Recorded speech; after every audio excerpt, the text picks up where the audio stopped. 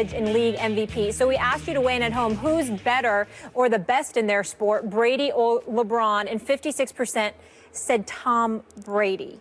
Stephen A? Oh, we'll go to Max. Oh, Max? yes. Did they get it right? Way off. This should be something like, I'm surprised at that. Although football is a more popular sport, I don't think that will last very long, but it is now. And it should be something like 75 or 80% for LeBron. Here's the problem.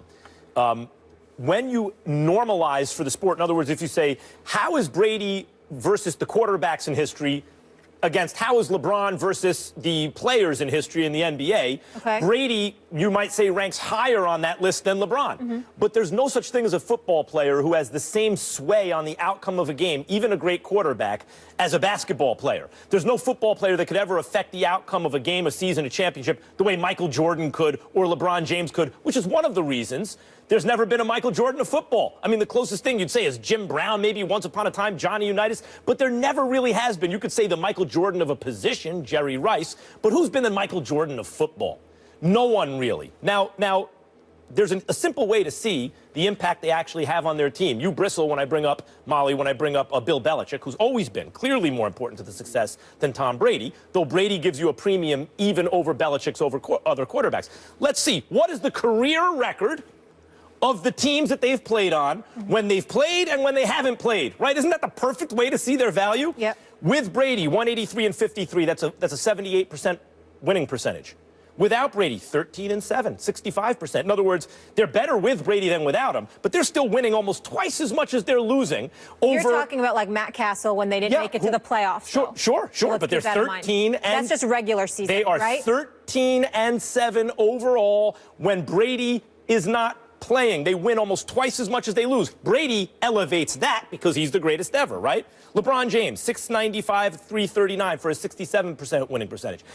His teams win twice as much throughout his career as they lose when he's playing. Without LeBron, 23 and 43, 35%. They lose twice as much as they win. LeBron clearly, this is an easy way to tell. 13 and 7, by the way, in football is over a season's worth, so it's a large sample size.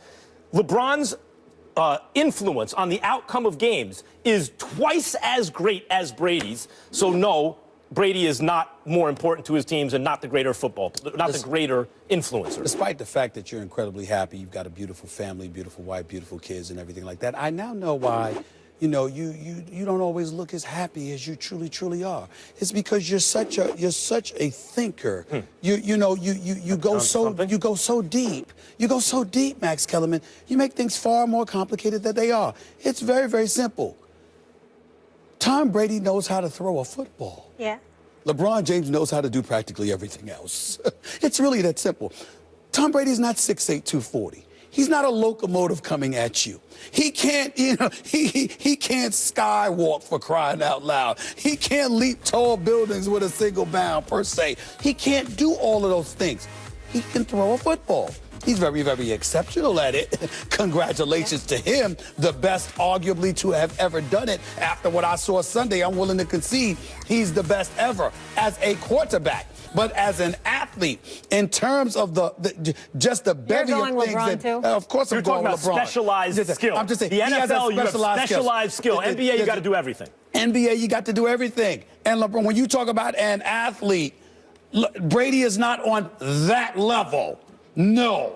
I just want to throw one person out and then you continue it. If we're going championships this year, great athlete at their sport, the best, Serena Williams. Well, yeah. listen. Oh, Serena's in that We don't need to debate that. I just need to mention her and show her some love. I have said that Serena Williams, to me, she's the closest thing to Muhammad Ali because of what she has had to endure in the midst of capturing, of solidifying her greatness. My only point in saying that is, again, I think that tennis to some degree is specialized. Now, don't get me wrong. She's the only one out there. She's phenomenal. She's phenomenal. No, but LeBron and basketball... It's very straightforward, actually.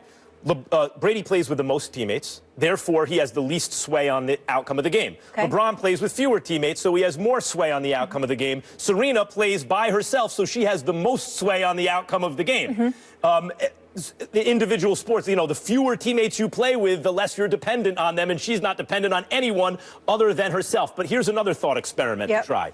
The Martians have a death beam pointed at the Earth. They say, bring us to your greatest earthling athlete, and our Martian athlete's going to have a competition with the earthling athlete, and we won't blow up the earth if you win the competition. We would say, well, what's the... Never mind what the competition is. It's just a series of athletic events. Are you taking them to Serena Williams, Tom Brady, or LeBron James? We are every single person on the earth. Tough. Every single person on the earth with the fate of the earth on the line, everyone who likes soccer, football, basketball, doesn't matter what, is taking them to LeBron James. What the hell are you going to bring up next? The planet Krypton? I mean, I just don't know. He may be from the planet Krypton. I just don't know.